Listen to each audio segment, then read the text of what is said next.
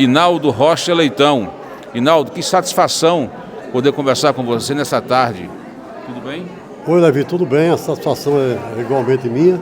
Quero também estender os meus cumprimentos a Petros e a Zé Neto, né, que estão aqui na sua companhia, e dizer que é um prazer muito grande e quero também parabenizar você e a equipe pela iniciativa de fazer praticamente vamos dizer assim, uma história, né? Está contando a história de paraibanos e paraibanas que moram, residem em Brasília, que são da Paraíba, de Souza e de outras cidades do nosso estado. Como é que está o Inaldo Leitão, que saiu de Souza, João Pessoa, se instalou na capital federal, mas, que eu saiba, não esquece a terrinha? De maneira alguma. Olha, eu inclusive tenho muita vontade de voltar à minha terra, né? A Paraíba. Aí quando eu falo em Paraíba, eu falo João Pessoa e Souza, mas outras cidades que fazem parte da minha história, claro. E aqui não seria correto mencioná-lo para evitar o tal da omissão involuntária, né? Mas aqui em Brasília eu me sinto hoje também presente na Paraíba, porque eu sempre vou lá. Meu apartamento até hoje está lá, montado. Eu passo férias quando posso lá. Evitei mais agora nessa época da pandemia, da Covid, mas mantenho meu vínculo com a Paraíba frequentemente. Vou lá assim que posso, e tenho uma grande satisfação toda vez que vou lá. Tem um sobrinho meu que é deputado estadual, Felipe Leitão, né, que bem me representa na Assembleia Legislativa, né. Sou muito feliz pela vitória, pelo sucesso eleitoral e político dele. É um rapaz muito habilidoso, muito sensível, né, presente nas bases eleitorais, que é muito importante, né, e muito trabalhador. Então, esse contato com o Felipe e com vários amigos que eu tenho lá na Paraíba são contatos permanentes. O senhor colaborou, fez alguma articulação para a eleição de Felipe? Sim, é claro que eu sempre peço voto para ele, né? Eu não estou mais naquela militância, né? Mas aos amigos eu peço voto, peço para votar nele, porque eu confio nele. Os amigos confiam em mim, né? E passam a confiar nele também. E eu estou sempre presente na articulação, não só durante a campanha eleitoral, mas ao longo do exercício do mandato dele. Inaldo, já que a gente fala de Felipe, a Assembleia tem tudo a ver, o senhor exerceu mandatos, né, de deputado na Assembleia da Paraíba, chegou a ser presidente, né, do principal poder legislativo do estado da Paraíba, a principal casa legislativa. Como foi para o senhor, o que simbolizou aquela sua passagem pela presidência da Assembleia? Olha, da Assembleia eu tenho ótimas lembranças, mas também um trauma, né? Tipo? Porque perdi Mariz, né, como governador. Eu era líder do governo dele. Ele me escolheu como líder do governo e o PMDB me escolheu como líder do PMDB. Então eu tinha lá o governador Antônio Mariz, realizando o sonho de ser o nosso governante, né? E acompanhei um momento em que ele teve um agravamento no estado de saúde, que foi exatamente em Souza, no dia 1º de maio, nós fomos lá, e ele teve um mal-estar, né? Voltou para João Pessoa, depois para São Paulo, para nunca mais voltar, a não ser para se despedir. Ele disse que queria morrer em João Pessoa, né, no cargo de governador. Ele tinha essa consciência de que não poderia resistir? Ele me disse isso em São Paulo, ele no leito de morte, né? Ele me disse que não ia escapar, né? E que ia voltar para Paraíba, porque se fosse para morrer, morria lá. Essas foram as últimas palavras de Mariz com o senhor? Não, as últimas foram outras. Ele já foi em João Pessoa. Ele voltou para João Pessoa, chegou lá no domingo, convocou uma entrevista coletiva na segunda, né? Me pediu para levar a bancada da base de sustentação do governo dele para a Granja Santana, que ele queria cumprimentar os deputados. E quando lá eu consegui levar esse deputado em plena segunda-feira, né, todos os deputados da base, que eram mais de 20, 24 por aí, 25. E quando eles chegaram na granja, Mariz não teve condições de se levantar. Ele me chamou no quarto e disse: olha, Naldo, eu não vou ter condições de me levantar. Eu gostaria de cumprimentar todos e tal, mas não posso. Eu digo: Mariz, eu tenho uma sugestão. Ao invés de você ir lá na sala, que ele estava com muitas dores pelo corpo, ao invés de você ir lá na sala, eu trago 2 deputados aqui, de 2 em 2, aperta a sua mão e vão embora. Mas pelo menos querem lhe ver. Ele disse: então assim pode ser. E assim foi, né? Então foi a última a despedida dele com os deputados estaduais da base de sustentação do governo, né? Mas aí tem um fato que deu uma grande alegria a ele, foi a última alegria da vida dele, quem deu fui eu. Que foi? Quer saber? Queremos? Bom, Queremos saber.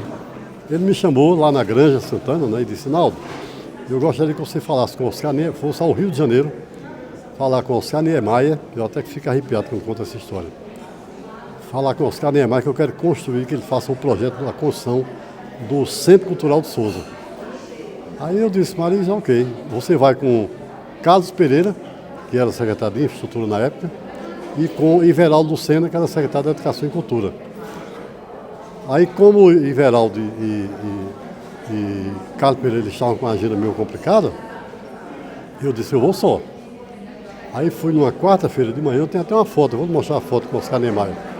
Eu saí numa quarta-feira de manhã, né, fui para o Rio, falei com o Oscar Niemeyer, ele mandou, inclusive, eu contei a história do Maris, ele disse que era admirador dele também, porque o Oscar Niemeyer não fazia projeto para todo mundo não, viu? Era preciso, eu digo, olha, Maris, entre outras coisas, foi relator do impeachment de Fernando Collor. Aí ele disse: opa, já gostou.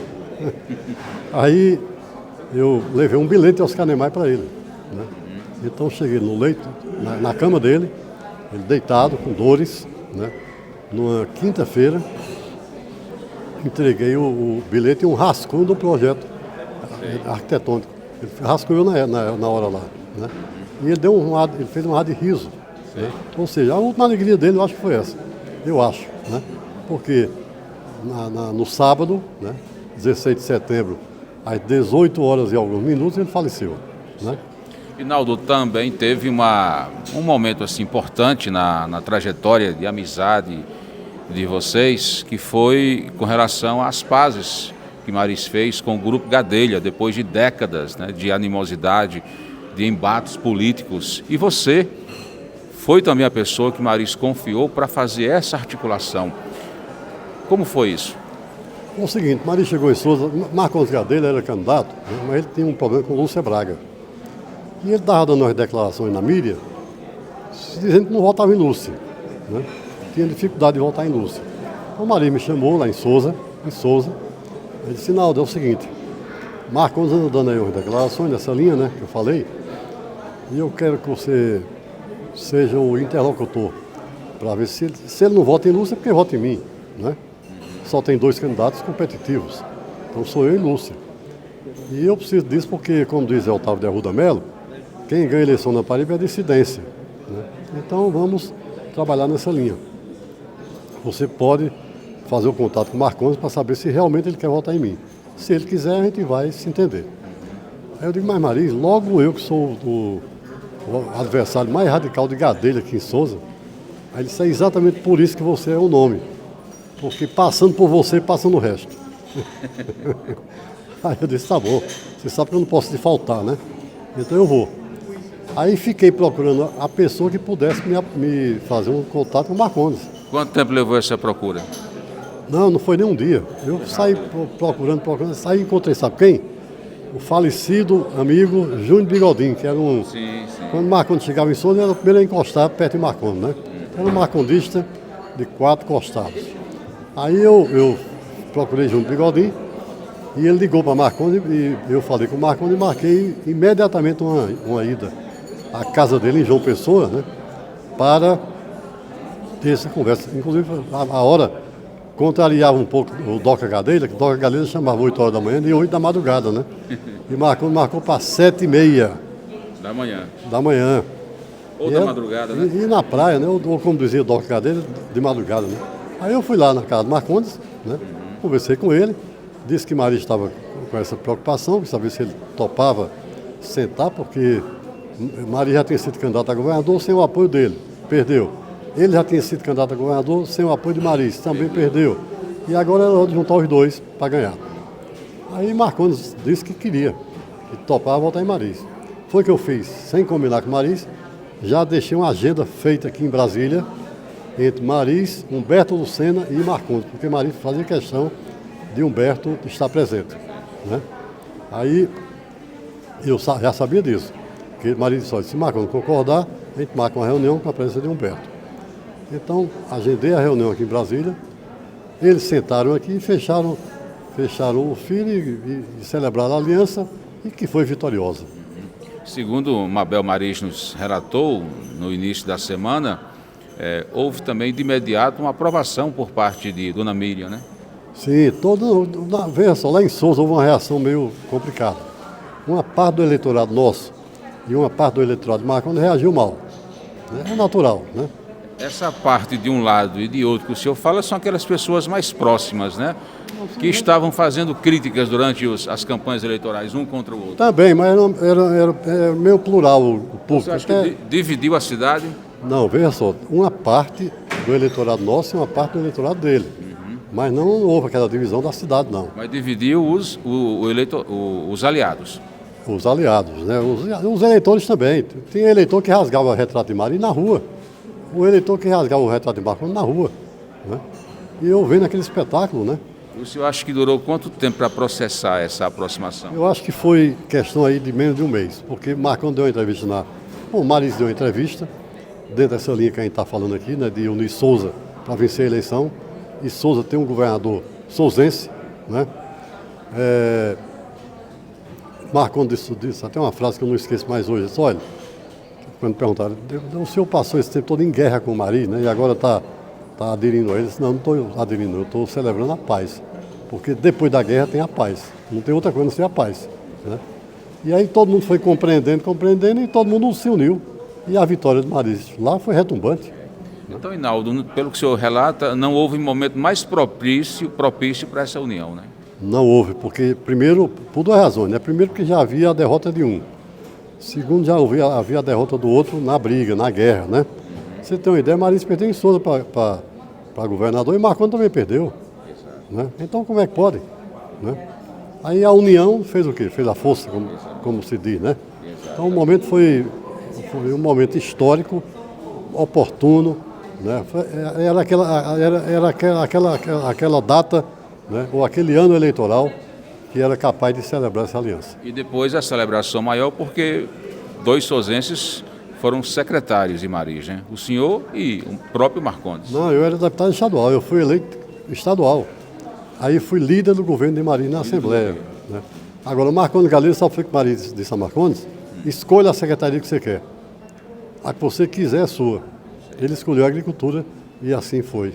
Culminou o período também do projeto de irrigação das Varzas de Souza, né? Exatamente, esse era o sonho de Maris, né? Aquele canal da redenção que eu intitulei como deputado estadual, governador Antônio Maris, sabe disso? Sim, sim. Canal da redenção, governador Antônio Maris. Né?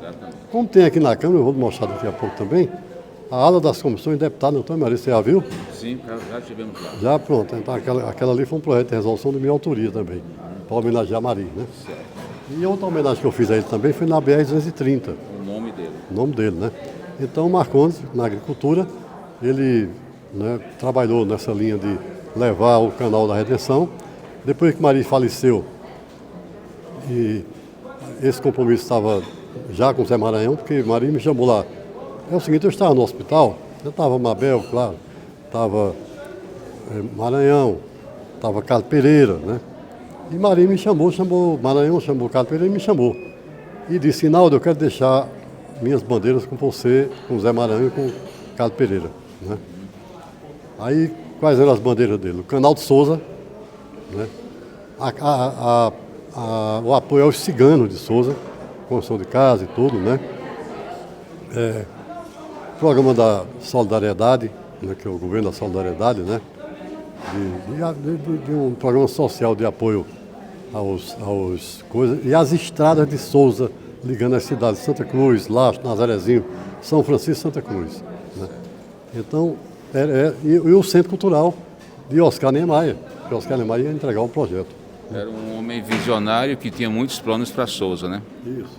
E queria fazer muito pela cidade. Queria muito, muito, muito. Ele era obcecado por Souza, né? É claro, ele tinha respeito e compromisso com todo o Estado, né? Mabel diz a gente que Maris é incomparável com qualquer outro político. O senhor tem esse mesmo pensamento? Eu tenho. O Maris é um político diferenciado. Eu nunca mais vi um político como ele na minha frente, entendeu? Nunca mais vi. Ele era um cara ético, O cara não tinha meias palavras, era uma palavra só, né? Tem uma postura de lealdade aos amigos, né? De prestígio aos amigos, né? De honestidade a toda prova. Intelectualmente era um gênio, né? Mariz era um cara que tem uma cabeça que é difícil de mencionar. Morreu muito cedo, né? Morreu com 57 anos. Então, Mariz, se a saúde dele, se Deus tivesse dado mais saúde a ele para viver um bom tempo, né? Ele teria sido quem sabe, né? Presidente da República, talvez. Né? Nossa conversa aqui é com o ex-deputado Hinaldo Rocha Leitão, ex-secretário também de Interior e Justiça da Paraíba, ex-deputado estadual, presidiu a Assembleia e também foi deputado federal. Aqui em Brasília, presidiu a comissão mais cobiçada pelos partidos, pelos políticos, que é a CCJ, Comissão de Constituição e Justiça. Como foi, Hinaldo, sua passagem pela CCJ aqui na Câmara? Olha, antes de responder essa pergunta, eu gostaria também de registrar que eu fui secretário da Casa Civil, fui secretário do governo aqui em Brasília, né? Na época de Cássio, em Lima, fui secretário da Prefeitura de João Pessoa, né? E de Souza, né? Então eu passei por 5 secretarias, entre estado e municípios, né? Bom, também exerci cargo de direção do campus 6, fui chefe da UFPB na época. Fui chefe de departamento eleito pelo voto e diretor do campus eleito pelo voto, né? Bem, voltando... Sem dizer, sem querer atrapalhar, mas todo mundo fala que o senhor é um ótimo redator, escreve muito bem, inclusive, né? Aí a generosidade, eu não consigo me julgar se eu sou bom de redação ou não sou, mas se acham, né? Obrigado. Olha, a CCJ... Pela CCJ teve algumas missões difíceis, né? Veja só, aqui na Câmara, como é no Senado também, o governo tem sua base, né, de deputados, de senadores, e sempre tem projetos polêmicos, né, que vem para gerar polêmica, criar dificuldade de aprovação, e isso toda legislatura tem isso. Agora mesmo você está vendo aí, o Congresso hoje está numa relação mais difícil ainda com o Executivo, né, derrubando inclusive vetos aí com muita frequência. Naquele tempo não tem isso não. A gente tem uma base que tinha as dissidências, mas nunca chegava ao ponto de derrotar o governo, não. O governo Fernando Henrique, eu acompanhei Lula também, foram governos vitoriosos aqui, né? Mas hoje está meio mudado, né? Agora o momento que eu vivi de forma mais singular na CCJ foi no processo de cassação de um deputado lá do Acre, chamado Idelbrando Pascoal, que era conhecido como o homem da motosserra, né? Dizia, depois que ele foi condenado, que ele matava quem ele queria, né, e serrava o cadáver. Encerrava o cadáver. Então, é uma crueldade isso, até com quem está morto, né? É uma coisa assim de outro mundo. E eu fui o relator do caso dele. Recebeu muita pressão nessa época? Não só pressão, como ameaça de morte. Também. Veja só. Meu gabinete recebeu telefonema dizendo que eu ia morrer, né, se fosse contra ele. Telefonema anônimo. Naquele tempo a gente não tinha esses grampos que tem hoje, né? Pra você saber quem é que está ligando, quem é que não está, né? Então ninguém sabia. Eu fui aqui a Michel Temer, que era o presidente da época, né? Eu digo, olha, presidente, eu estou sendo ameaçado de morte frequentemente, né? E atribuo isso ao grupo de Idelbrando Pascoal. Estou dizendo que é ele não, ele é deputado e tal, mas a gente ligado a ele dizendo que se eu votar, se meu parecer for contra ele, eu morro, né? Aí eu estou querendo saber o que é que eu faço. E Michel disse, não, você tem que andar com segurança. Aí me colocou 2 policiais federais para acompanhar de dia e de noite, né? No meu apartamento, na porta do meu apartamento. E as ameaças pararam? Não pararam não, mas eu fiquei, né, com essa segurança. Mas eu entrava aqui no banheiro, né? Aí lá vinham 2 policiais atrás de mim. Eu ia almoçar, 2 policiais atrás de mim. Eu ia jantar, 2 policiais. Aí eu não aguentei. Situação desconfortável, né? Eu voltei para Michel Temer. Esse grupo é tão poderoso que se ele quiser me matar, mata nós 3. Então não está adiantando nada essa segurança. Eu morro do mesmo jeito, né? Aí eu dispensei, né? Dispensei, aí apresentei meu parecer contra ele, pela cassação dele, né? Meu parecer foi aprovado na CCJ, depois foi aprovado no plenário, eu fiz a defesa de novo do meu parecer no plenário da Câmara aqui, né? Enfim, ele foi cassado. Agora, só que nesse dia eu fui jantar no restaurante Piantela, né? E depois do jantar fui para casa dirigindo meu carro, né? Eu dispensei o motorista e fui dirigindo meu carro. Quando eu cheguei na minha quadra, estava cheio de policial. Sabe o que aconteceu? O cara morava vizinho a mim no prédio. Um prédio vizinho meu. E eu não sabia. O Idebrando? Sim. Aí eu disse, o que é que está acontecendo aqui? Aí o policial disse, não, ele está aqui, cercou o prédio de Delbrando Pascoal, esperando que amanheça o dia para prender. Aí eu digo, meu Deus do céu, eu podia ter morrido aqui, né? Porque para entrar na minha garagem, primeiro a garagem antiga, né? Aquela de portão bem lento. Sei. E sobe. Aí eu tinha que descer no escurinho. Né? Aí quando. Bom, era a hora de, se ele quisesse me matar é ali, né? Eu chegando em casa. Enfim, ele foi condenado a 100 e tantos anos, 116 anos de prisão, né? Não sei nem hoje como é que está, mas não aconteceu nada, graças a Deus, é tanto que eu estou aqui contando essa história, né? Muito bem. Inaldo, voltando à questão de Souza, o senhor já faz algum tempo, né, que participou assim, diretamente das disputas eleitorais da cidade de Souza. Me lembro que as últimas declarações que eu ouvi do senhor foram de críticas ao prefeito Fábio Tairone e ao vice-prefeito Zé Nildo Rodrigues. Aquelas críticas proferidas há algum tempo, elas permanecem vivas? É aquilo que o senhor acha dos dois? Olha, o cenário político de Souza está muito complicado para mim. Primeiro porque eu tenho muita simpatia pela candidatura de Gilberto Gomes Sarmento, Gilbertão, que é meu amigo, né? Mas Gilbertão está num bloco agora que faz oposição ao governador. Ele levou para Souza o veneziano Vital do Rego, que é nosso adversário, levou Efraim Filho, também adversário, né? Ou seja, está apoiado por um grupo adversário do governador. Eu não vou votar no candidato que é contra o governador. Eu não vou romper com o governador. João Azevedo é meu governador e eu continuo firme, né, no propósito de apoiar o projeto político dele, né? Agora, no outro lado, tem um candidato que tem um problema e tem uma coisa boa e uma coisa ruim. Primeiro, apoiado por Fábio Tairone, para mim é ruim, né?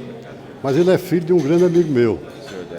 O pai dele é Désio Carvalho, ele foi meu colega de ginásio no internato em Catolé do Rocha. Sabe o que é morar 4 anos com um amigo no mesmo dormitório, no mesmo refeitório, né, de um colégio, praticando esporte. Então é Désio, a gente chama Labodésio, é meu amigo, né? E eu gosto muito dele, né? Não tenho assim hoje uma convivência estreita com ele, mas tem essa história com ele que é uma história que mora aqui no meu coração, né? Então o filho dele tem essa minha simpatia. Eu vou conversar ainda com o governador, né? E depois a gente vê o que decisão tomar. Mas a preço de hoje, você aceitaria algum tipo de aproximação com o prefeito? Não, com o prefeito não precisa. Para votar no candidato lá em Souza, não precisa de me sentar com ninguém, que eu não tenho nada para pedir a ninguém. Eu voto em quem eu quero, né? Então, se eu quiser votar no candidato apoiado por ele, eu voto sem precisar falar com ele, não precisa não. Para quê? Não tem nada para dizer. Tem uma coisa que João Estrela defende muito, diz muito, é que não dá para aceitar na política, por mais que exista a questão do sistema, do jogo, os interesses, mas não dá para aceitar a traição. O senhor também é dessa vibe aí? Não, também, é claro que eu acho que em política às vezes você tem que não olhar para trás, né? Você apaga o passado. Eu acabei de contar a história do Marizio e Marconi, né? Um perdoou o outro, porque foram agressivos, né? Política feita assim, né? Agora, tem a hora de você aceitar isso e tem a hora e a razão pela qual vai aceitar, né? O cara está lá no poder, está o dono da prefeitura, né? Eu não tenho motivo para estar preocupado com o que ele pensa, o que ele quer, o que ele faz, né? Porque cada prefeito é um prefeito, né? Então esse candidato que ele lançou como candidato apoiado por ele, pode ser apoiado por qualquer um, independentemente dele. Tem eleitor que não votou nele que vota no candidato. Tem eleitor que votou nele e não vota mais. Não é assim? Exato. Política é assim. Rinaldo, o senhor falou no desejo de retornar, tal, morar na Paraíba, João Pessoa, ficar transitando mais, né, pela capital e pelo sertão. Passa pela sua cabeça, sim, algum desejo de voltar a disputar mandato, seja em João Pessoa ou principalmente, né, na sua terra natal, a Nossa Souza? Olha, desejo, vontade, né, disposição, isso aí não falta em mim. Nada disso falta em mim. O problema são as condições. Eu, quando saí daqui da Câmara, em 2007, né, em 2010 eu fui procurado para ser candidato, né? Aí não fui. Vi que não tinha condições de ganhar. Para ser candidato, para fazer gracinha, não é comigo. Não é para aparecer, não é comigo. Para ir atrás de dinheiro também não é comigo, né? Então eu não fui. 2014, a mesma coisa. Fui procurado de novo para ser candidato. Não deu. 2018 também. Isso eu estou falando aqui de Eduardo Campos, estou falando de Ciro Nogueira, estou falando de Gilberto Kassab, né, que foi o último a querer que eu fosse candidato junto com o Romulo Gouveia, né? E agora, de novo, ainda estão querendo conversar sobre uma possível candidatura. Mas não adianta ser candidato sem condições de ganhar. Agora, sou candidato a suplente, não existe, né? E aí eu prefiro raciocinar em termos práticos, né? Ser candidato, mas se for para ganhar. E o senhor teria algum fato assim marcante, pitoresco ou trágico mesmo, sei lá, assim, da cidade a sua relação política, né, com Cajazeiras? Não, Cajazeiras, eu sempre gostei muito de Cajazeiras. Aquela história de Souza ter rivalidade com Cajazeiras nunca entrou na minha cabeça. Quando eu morava em Souza, eu nunca perdi uma festa no tênis clube.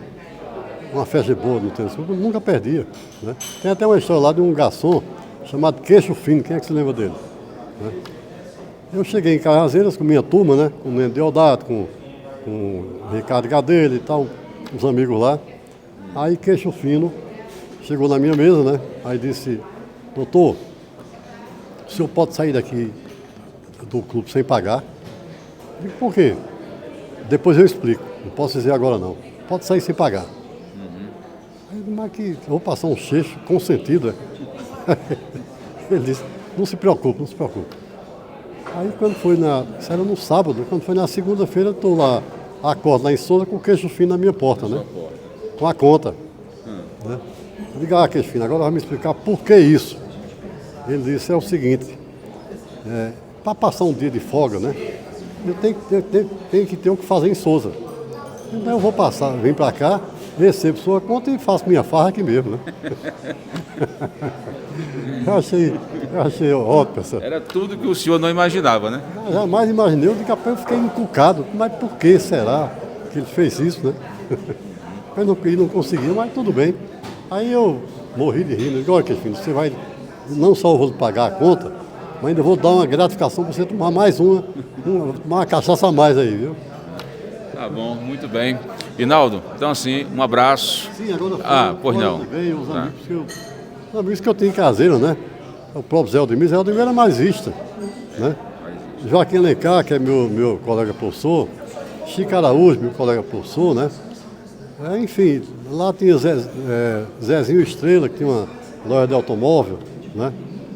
Enfim, eu tenho muitos amigos em Caseiras e Edo Tavares, Vitoriano, né? Raimundo Lira, senador Raimundo Lira, que eu fui coordenador da campanha dele no Sertão, em 1986, né? Enfim, toda essa relação que eu tinha lá com a cidade, que ensinou a Paraíba a ler. E Souza ensinou Caseiras a beber. Valeu, Rinaldo, mais uma vez, obrigado pela sua presença aqui no nosso Brasília em Destaque, né? Segundo ano consecutivo, a gente, uma semana cobrindo os fatos da capital federal. Boa tarde, esse microfone aqui é todo seu, inclusive se quiser levar para casa, fica à vontade. Queixo fino, né? Olha, eu quero agradecer a você, Levi, meu amigo de muitos anos, né? Pelo que eu respeito, tenho o máximo respeito como jornalista, sério, competente, e parabenizar você por estar aqui em Brasília, com essa agenda, né, muito interessante, entendeu? Ao lado de Petros, ao lado de Zé Neto, né, dos seus colegas, e quero só dizer isso a você, obrigado pela oportunidade que teve aqui de... Eu estava tão longe da mídia, né, há muito tempo, né, e agora você me trouxe de volta, e eu gosto muito dessa área, né? Muito bom. Eu já tive programa de rádio em Souza, Sei disso. né? Encontro marcado, né? E depois preto no branco. Exatamente. Né? Enfim, meu muito obrigado.